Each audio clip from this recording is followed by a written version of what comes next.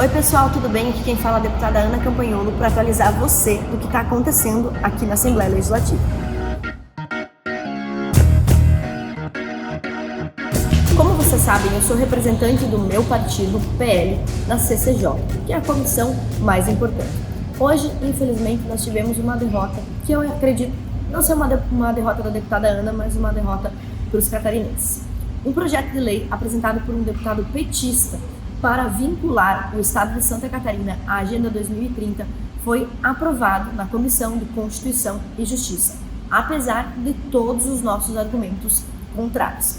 Todos os senhores deputados receberam aí as 17 diretrizes dessa proposição, que é uma proposição que vem da ONU. Do número 1 ao 17, os senhores podem ver erradicação da pobreza, fome zero, tudo bem. Item 5º, igualdade de gênero. Lembrando, essa Agenda 2030 não está vigorando em Santa Catarina. Por quê? No mandato passado, o ex-governador Carlos Moisés tentou, através do Executivo, tornar o Estado de Santa Catarina um parceiro dessa Agenda 2030 e não conseguiu. Tem uma matéria da ND.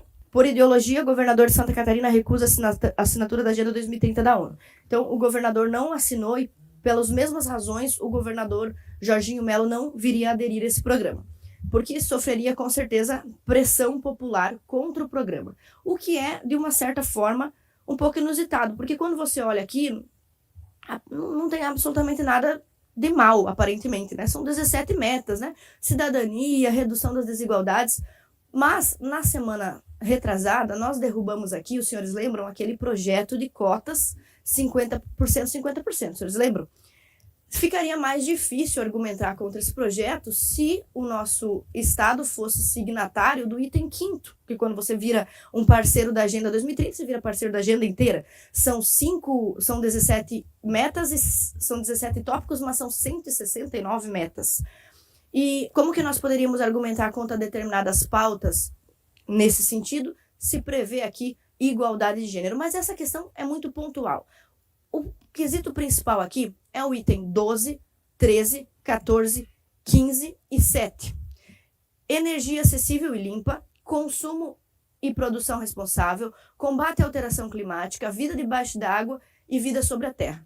Eu gostaria que os senhores prestassem atenção nesses tópicos que aparentemente são muito bonitos, mas que geram um impacto para Santa Catarina. Nesta comissão, nós temos que verificar a regimentabilidade, a juridicidade das pautas, se elas atendem aos critérios constitucionais. Mas também temos que deliberar sobre o interesse público do Estado de Santa Catarina com relação a isso. Então já adianto aos senhores que quando o governador Moisés tentou fazer isso, não conseguiu por pressão popular. O governador Jorginho certamente não o faria. O deputado está propondo que então nós, como Assembleia Legislativa, tornemos Santa Catarina uma, vou usar essa expressão porque para mim é isso que significa, uma refém da Agenda 2030. E por que nós temos que falar sobre isso? Esses objetivos de desenvolvimento sustentável foram elaborados pela cúpula da ONU, mas eles não são obrigatórios aos países membros da ONU. Você pode ou não aderir a eles.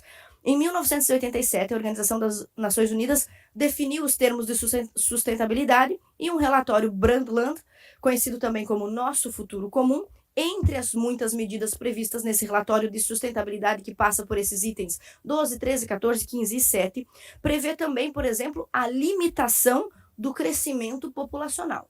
Então, políticas para limitar o número de filhos, para limitar o crescimento populacional. Eu entendo que isso é muito problemático no Brasil, onde nós temos 49% de católicos e 26% de evangélicos. Essa política seria muito debatida, muito controversa ao cenário do interesse público dessa que é a religião da maioria das pessoas, os cristãos, né? São quase 70% da população. Mas o mais importante realmente é a agenda verde, a pauta do meio ambiente. Olha só que interessante.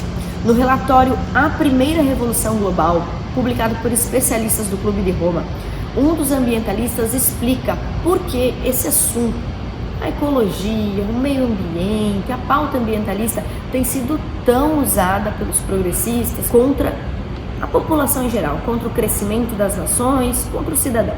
Olha só o que diz esse trecho. Em busca de um novo inimigo para nos unir, viemos com a ideia de que a poluição, a ameaça do aquecimento, escassez de água, fome e coisas do gênero dariam conta do recado. Em sua totalidade e em suas interações, esses fenômenos constituem uma ameaça comum que exige a solidariedade de todos os povos, mas, designando-os como inimigos, caímos na armadilha sobre a qual já alertamos, ou seja, confundir sintoma com causa. Todos esses perigos são causados pela intervenção humana e é somente através de atitudes e comportamentos alterados que podem ser superados. O verdadeiro inimigo é, então, a própria humanidade. Esse trecho que está no relatório A Primeira Revolução Global mostra a estratégia para usar essa temática do meio ambiente para introduzir as suas pautas.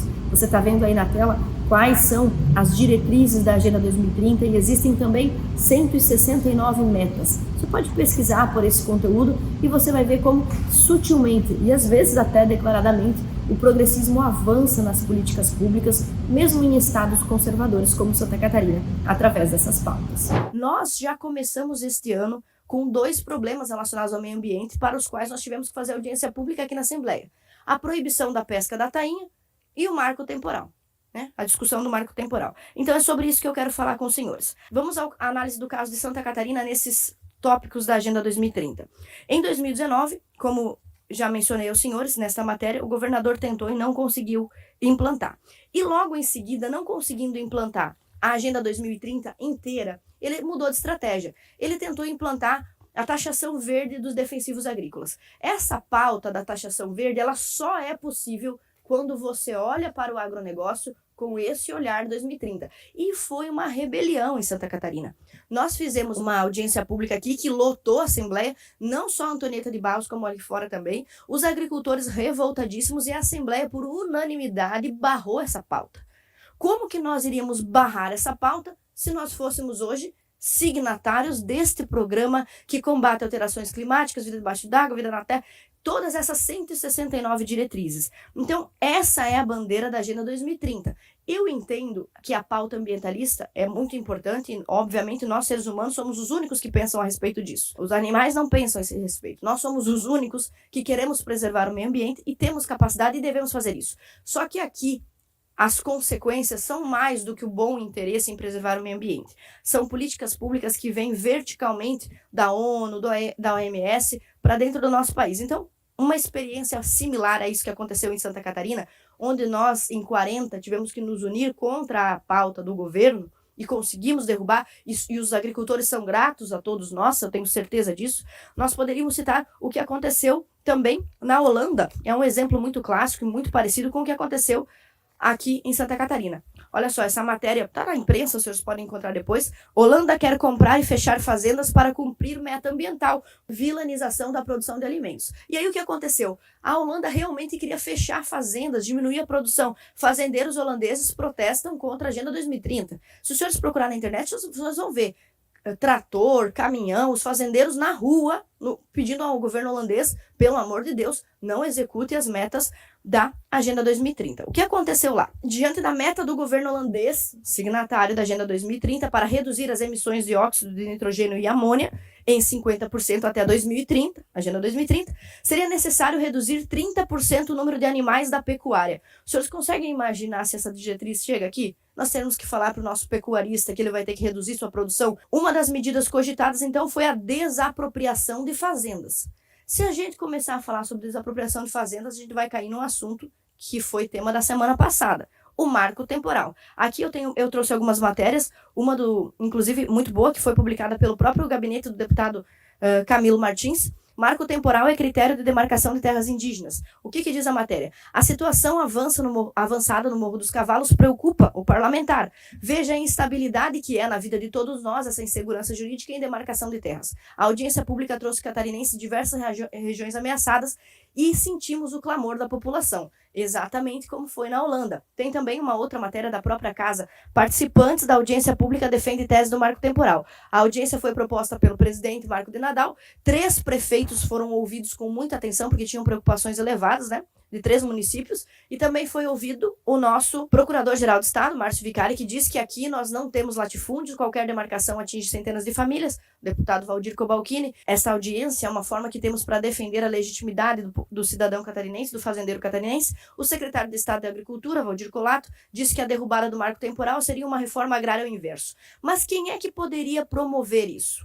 somente um Estado aliado à Agenda 2030. Se nós estamos nos colocando contra a demarcação e a retirada da propriedade dos nossos agricultores, nós só podemos fazer isso porque não somos signatários da Agenda 2030. Tem muitas outras matérias sobre isso, né? Também a própria PGE publicou no seu site oficial por que somos contra essas alterações. Bom, outro exemplo trágico, além do caso da Holanda, signatária da Agenda 2030, é o caso da Alemanha, outra signatária da Agenda 2030. Por causa da obsessão do controle de geração de energia, item 7, energia acessível e limpa. Por causa deste tópico, a Alemanha entrou numa onda verde, né, de vigilância ambiental, e as centrais nucleares da Alemanha passaram a ser desativadas. Então tem que destruir as centrais nucleares por causa da energia limpa, da qual eles assinaram aqui o Pacto item 7.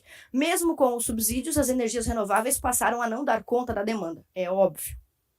Tiraram a energia suja, já que assinaram o Pacto número 7, e não conseguiram dar conta da demanda com energia limpa.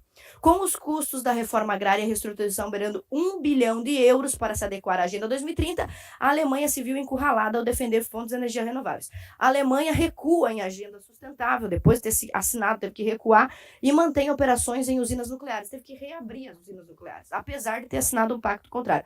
A Alemanha investirá 100 bilhões de euros até 2030 para proteger o clima. Será que Santa Catarina tem 100 bilhões de euros para investir nisso? Bom, então, a Alemanha se viu encurralada e teve que buscar outras fontes de energia. O resultado dessa política: a Alemanha foi forçada a construir inúmeras usinas em substituição à usina nuclear desativada. E sabe como que ela construiu? Usinas de carvão. Vocês já viram uma usina de carvão, né? Então, só em 2018, teve que destruir uma floresta de 12 mil anos para fazer lá uma mina de carvão. Por quê? Por que foram forçados a tantas coisas? Porque, afinal, são signatários desse pacto de energia limpa. E o último caso que eu gostaria de citar para os senhores aqui em Santa Catarina é o item 14. Queria que vocês olharem que bonitinho ali, ó, a vida debaixo d'água, que bonitinho. O item 14 é muito lindo, quando todo mundo quer preservar a vida debaixo d'água, mas nós estamos aqui, desde o início do ano, discutindo com o Ministério do Meio Ambiente a proibição da pesca industrial da tainha, que afetou os pescadores catarinenses, afeta a vida do catarinense, que é a maneira como ele sustenta a sua família. Então, como é que nós, graças a Deus, até hoje, nós não éramos signatários desse pacto? Mas se nós nos tornássemos, o Ministério do Meio Ambiente ia nos dizer: tudo bem, vocês estão reclamando que nós proibimos a pesca da tainha, mas vocês são signatários da proteção da vida debaixo d'água. E nós estamos dizendo que isso é para o bem das tainhas. Como que nós iríamos nos defender disso?